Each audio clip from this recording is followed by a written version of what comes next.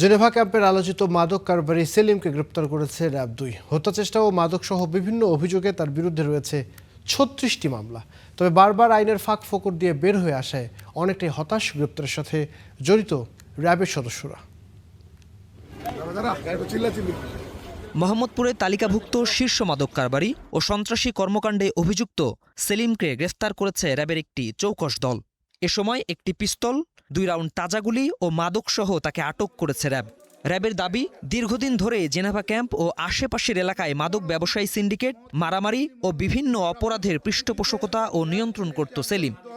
বিশেষ অভিযান পরিচালনা করে জেনেভা ক্যাম্পের গোপন স্থান হতে মোহাম্মদ সেলিম আশরাফিকে একটি 7.65 বিদেশি পিস্তল, ২ রাউন্ড তাজাগুলি ও ১১০ গ্রাম হেরোইন সহ গ্রেপ্তার করে।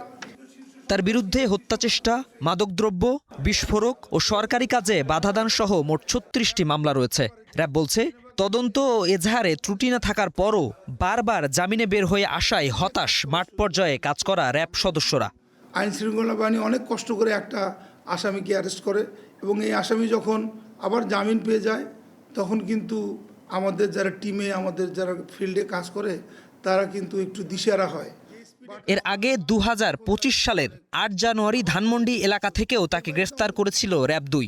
গ্রেফতারের পর তার বিরুদ্ধে অস্ত্র ও মাদক আইনে নতুন করে মামলা দায়েরের প্রক্রিয়া চলছে বলেও জানান র্যাবের এই কর্মকর্তা। রুজুর প্রক্রিয়াধীন আছে, একটা হচ্ছে অস্ত্র, একটা হচ্ছে মাদক, হেরোইনের মামলা একটা হচ্ছে।